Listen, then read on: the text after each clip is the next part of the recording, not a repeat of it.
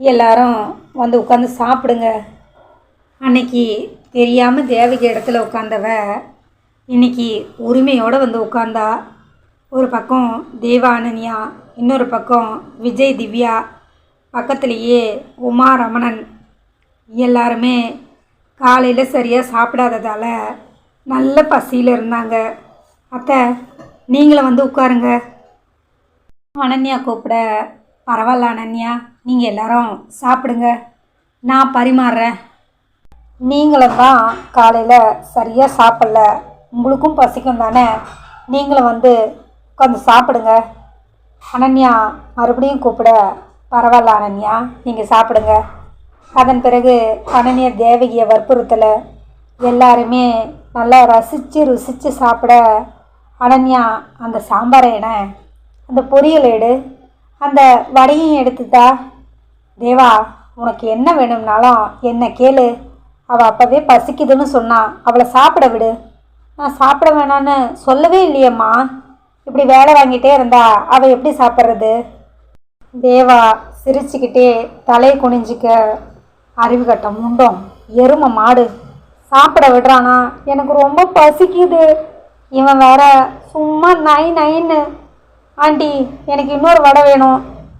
தேவகி வடையை எடுத்து அனன்யா தட்டில் வைக்க, தேவா அதை வெடுக்குன்னு பிடுங்கிட்டான். உங்களுக்கு வேணும்னா நீங்கள் வேற வாங்கிக்கோங்க, எதுக்கு ஏன் தட்டிலேருந்து பிடுங்குறீங்க? ஒரு வடைக்கு ஏண்டி இவ்வளோ டென்ஷன் ஆகுற? உனக்கு வேணும்னா அம்மா கிட்ட வாங்கிக்கோ. அம்மா, அவளுக்கு 4 வடை வைங்க, எனக்கு 4 வேணாம், 1 போதும். அனன்யாவை தவிர அங்கே இருந்த எல்லாருக்குமே தேவா அனன்யா கிட்ட விளையாடுறது நல்லாவே புரிஞ்சுது. அதனால் யாரும் எதுவும் சொல்லாமல் அமைதியாக சாப்பிட்டுக்கிட்டு இருந்தாங்க. தேவா சாப்பிட்டுக்கிட்டே பக்கத்தில் உட்காந்துருந்த அனன்யா காலை தன்னோட காலால் நோண்டிக்கிட்டே இருந்தான். அனன்யா காலை தள்ளி தள்ளி வைக்க தேவா ரொம்ப எல்லாம் மீறி போகவும், ஒரு கட்டத்துக்கு மேலே பொறுமை இழந்தவ தன்னோட காலால் ஓங்கி தேவா காலை மிதிச்சிட்டா. அம்மா! என்ன தேவா, என்ன வேணும்? அது அது எனக்கு இன்னொரு வடை வேணும். அதுக்கு ஏண்டா இப்படி கத்துற? இல்லைம்மா, ஒன்றும் இல்லை, வடை ரொம்ப நல்லா இருந்துச்சா, அதனால தான் வேகமாக கூப்பிட்டேன். அனன்யா சிரிச்சுக்கிட்டே தலையை குனிஞ்சிக்க, ராட்சசி, என்கிட்டயா உன் வேலையை காமிக்கிற? இருடி, உனக்கு சரியான பாடம் கற்றுத்தர. இந்த அனன்யா கிட்ட விளையாடுனா இனிமேல் உனக்கு இதுதான் கதி.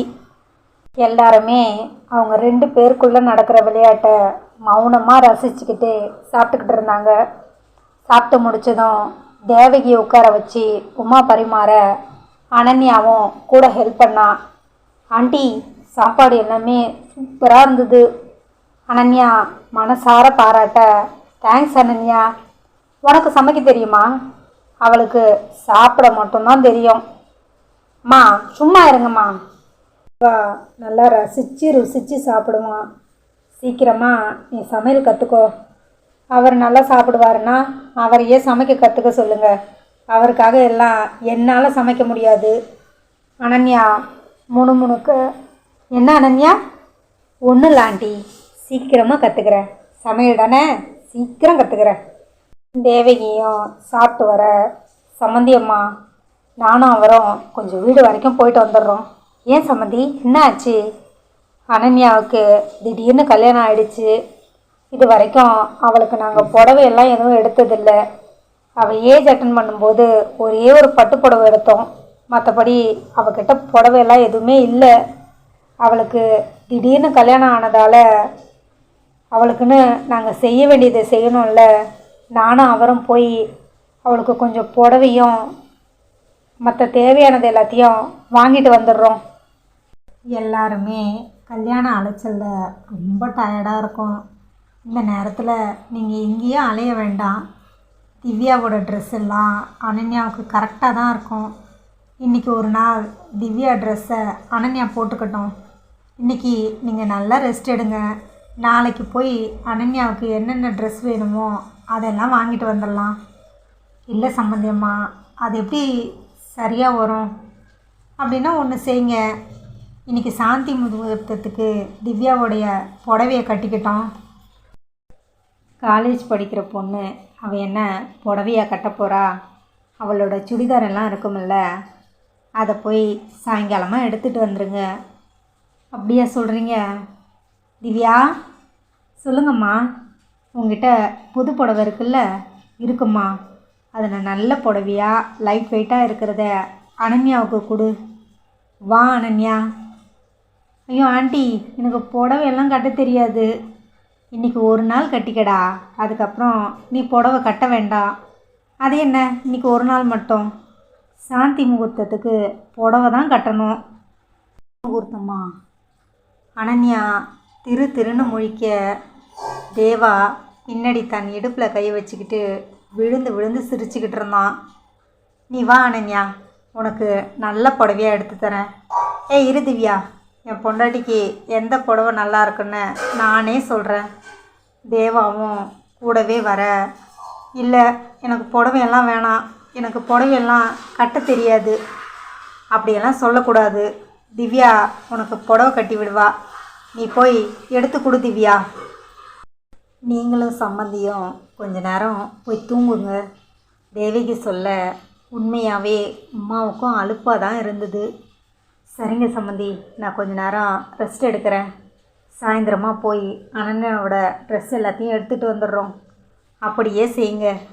ஒரு ரூமில் உமாவும் ரமணனும் ரெஸ்ட் எடுக்க, சந்தானமும் தேவகியும் கூட போய் படுத்துட்டாங்க. திவ்யா ரூமுக்கு அனன்யாவும் தேவாவும் போக விஜய் அவனோட ஃப்ரெண்டு கூட பேசிக்கிட்டு இருந்தான். என்ன திவ்யா? ஒன்றும் இல்லை விஜய், அனன்யாவுக்கு அம்மா நல்லதாக ஒரு புடவை எடுத்து கொடுக்க சொன்னாங்க. அவளுக்கு தேவையானது எல்லாத்தையும் சாயந்தரம் நம்ம போய் பர்ச்சேஸ் பண்ணிட்டு வந்துடலாமா? இல்லை விஜய், அனன்யாவுக்கு தேவையானது எல்லாத்தையும் நாளைக்கு நான் கூட்டிகிட்டு போய் வாங்கி கொடுத்துட்றேன். தேவா சொல்ல நாம் 4 பேருமே போகலாம். ஆனால் நாளைக்கு போகலாம். இன்றைக்கி எல்லாருமே கொஞ்சம் டயர்டாக இருக்கும். நாளைக்கு போய் அனன்யாவுக்கு என்னென்ன தேவையோ எல்லாத்தையும் வாங்கிட்டு வந்துடலாம். திவ்யா அந்த பேச்சுக்கு அதோடு முற்றுப்புள்ளி வைக்க அவளோட பீரோவை திறந்து, அனன்யா, இந்த சைடில் இருக்கிறது எல்லாமே புது சாரீஸ், உனக்கு எது வேணுமோ அதை எடுத்துக்கோ. அனன்யா அமைதியாக இருக்க, இரு திவ்யா, என் ஒய்ஃபுக்கு எந்த புடவை நல்லா இருக்கும்னு நானே செலக்ட் பண்ணுறேன்.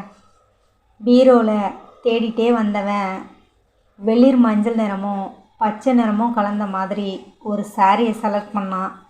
இந்த சாரீ அனன்யாவுக்கு அழகாக இருக்கும். அனன்யா, இந்த சாரியோட ப்ளவுஸ் கரெக்டாக இருக்கான்னு தேவா அண்ணா ரூமில் போய் போட்டுப்பாரு. அனன்யா ஆணி அடித்த மாதிரி நிற்க, என்ன அனன்யா, போய் ப்ளவுஸ் கரெக்டாக இருக்கான்னு போட்டுப்பாரு. திவ்யா ஃபோர்ஸ் பண்ண அனன்யா வேறு வழி இல்லாமல் அந்த சாரீ ப்ளவுஸ் எல்லாத்தையும் எடுத்துக்கிட்டு மெதுவாக தேவா ரூமுக்கு போனான். தேவாவும் பின்னாடியே வர, நீங்கள் எங்கே வரீங்க? என்னடி இது, ப்ளவுஸ் சரியாக இருக்கா இல்லையான்னு நான் தானே பார்த்து சொல்ல முடியும். அளவுக்கு மீறி போகிறீங்க. எல்லாரும் இருக்காங்கன்னு நான் அமைதியாக போனால் ரொம்ப ஓவராக பண்ணுறீங்க. இப்போது என்ன ஓவராக பண்ண? ஒழுங்கு மரியாதையாக வெளியே நில்லுங்க, இல்லைன்னா அவ்வளவு தான். அனன்யா உள்ளே போய் படார்னு கதவை சாத்திக்க ரொம்ப டென்ஷன் ஆயிட்டான்னு நினைக்கிறேன். இதுக்கு மேலேயே சேர்ந்துனா டென்ஷனில் அடித்தாலும் அடிச்சிருவா. தேவா சிரிச்சுக்கிட்டே அங்கேருந்து நகர, அதன் பிறகு தேவா அனன்யா இருந்த பக்கம் கூட திரும்பலை. சாயந்தரம் ஒரு 6 மணிக்கெல்லாம் உமா வீட்டுக்கு போய் அனன்யாவோட ட்ரெஸ் எல்லாத்தையும் எடுத்துக்கிட்டு வந்துட்டாங்க. ராத்திரி ஆனதும் உமாவும் தேவகியும், அம்மா திவ்யா, நீ போய் முதல்ல குளிச்சுட்டு வா. திவ்யா குளிச்சுட்டு வந்ததும், அனன்யா, நீ போய் குளிச்சுட்டு வா. 2 பேரும் குளிச்சுட்டு வந்ததும் உமாவும் தேவகியும் அவங்க 2 பேரையும் சாந்தி முகூர்த்தத்துக்கு ரெடி பண்ணாங்க. தேவா எடுத்து கொடுத்த புடவை அனன்யாவுக்கு அம்சமாக பொருந்திருந்துச்சு. விளக்கேற்றி சாமி கும்பிட்டு பெரியவங்க காலில் விழுந்து ஆசீர்வாதம் வாங்கிக்கிட்டு திவ்யா விஜய் ரூமுக்கும் அனன்யா தேவா ரூமுக்கும் போனாங்க. திவ்யா விஜய் காலில் விழுந்து வணங்க, என்ன திவ்யா இதெல்லாம்? விஜய் சிரிச்சுக்கிட்டே கேட்க, அம்மா இப்படி பண்ண சொன்னாங்க. சரி எழுந்துரு. பாலை குடித்து முடித்து 2 பேரும் தங்களோட இல்லற வாழ்க்கையை சந்தோஷமாக ஆரம்பிக்க பயங்கர கடுப்பில் அனன்யா பாலை எடுத்துக்கிட்டு மாடிக்கு போனான். அவனுடைய ரூமில் அனன்யாவுக்காக காத்துக்கிட்டு இருக்க பாலை எடுத்துக்கிட்டு போய் லொட்டுன்னு டேபிள் மேலே வச்சா. எதுக்குடி பாலை இப்படி வைக்கிற? உங்கள் மனசில் என்ன நினப்பு? நானும் சரி சரின்னு பார்த்தா ரொம்ப ஓவராக பண்ணுறீங்க. நான் என்ன பண்ணேன்? வாடி பொடின்னு கூப்பிட்றதும், காலை உரசுறது, கையை உரசுறது, இந்த மாதிரி வேலையெல்லாம் என்கிட்ட வச்சுக்காதீங்க. உங்ககிட்ட வச்சுக்காம வேறு யார்கிட்ட வச்சுக்கிறது? ஐயோ, என்னை வாடி பொடின்னு கூப்பிடாதீங்க. சரி வாங்க மேடம், போங்க மேடம்னு கூப்பிடவா? இந்த நக்கல் எல்லாம் என்கிட்ட வேண்டாம். ஏய், இன்றைக்கி நமக்கு சாந்தி முகூர்த்தம். வந்ததும் வராததுமா சண்டையை ஆரம்பிக்காத. யார்? நானும் சண்டை போடுறேன்? என்ன இதுக்கு பேர் என்ன? இதை பாருங்கள், எனக்கு இதெல்லாம் பிடிக்கல. எது பிடிக்கல? எனக்கு எதுவுமே பிடிக்கல. நான் இன்னும் உன்னை எதுவுமே பண்ணலையே, அப்புறம் தானே பிடிக்குதா பிடிக்கலையான்னு சொல்ல முடியும். தேவா அனன்யா கையை பிடிச்சி இழுக்க, கையை விடுங்க. சேலையோட மறைவில் லேசாக தெரிஞ்ச அவளோட இடுப்பில் தேவா மெதுவாக கோலம் போட, கணவனின் முதல் தொடுகையில் பாகாய் உருகினாள் பெண்ணவள். அனன்யாவோட கண்ட்ரோலை அவள் இழக்கிறத உணர்ந்தவ, என்னை விடுங்க. அவனை பிடிச்சி வேகமாக தள்ளிட்டு பால்கனிக்கு ஓடிட்டா. பின்னாடியே வந்த தேவா, இங்கே என்ன பண்ண போகிற? எனக்கு தூக்கம் வரல, நீங்கள் போய் தூங்குங்க. எனக்கு தூக்கம் வரும்போது நான் வந்து தூங்கிக்கிறேன். தேவாவுக்கு அவளை ஃபோர்ஸ் பண்ணி அடைய விருப்பமில்லை. தன்னை பற்றி முழுசாக புரிஞ்சிக்கிட்டு அவள் தங்கிட்ட நெருங்கணும்னு நினச்சவன், சரி உன் விருப்பம், உனக்கு எப்போ தூக்கம் வருதோ அப்போ வந்து தூங்கு. தேவா கட்டில் போய் படுத்துட்டான். பால்கனியிலேயே நின்று பார்த்தவ கொஞ்ச நேரத்தில் அங்கேயே படுத்து தூங்கிட, தூங்காமல் அவளுக்காக வெயிட் பண்ணிக்கிட்டு இருந்த தேவா எழுந்து பார்க்க அனன்யா பால்கனியில் படுத்து நல்லா தூங்கிட்டு இருந்தா. எழுந்து போய் அவளை 2 கையிலையும் குழந்த மாதிரி தூக்கிட்டு வந்தவன் கட்டிலில் படுக்க வைக்க, அனன்யா தூக்கத்திலேயே தேவாவோட சட்டையை இறுக்கமாக பிடிச்சிக்கிட்டு இருந்தா. அவளை கட்டிலில் படுக்க வைக்கும்போது தேவா சட்டையை அனன்யா இறுக்கமாக பிடிச்சிக்கிட்டு இருந்ததால் அனன்யா மேலேயே தேவாவும் விழற மாதிரி ஆயிடுச்சு.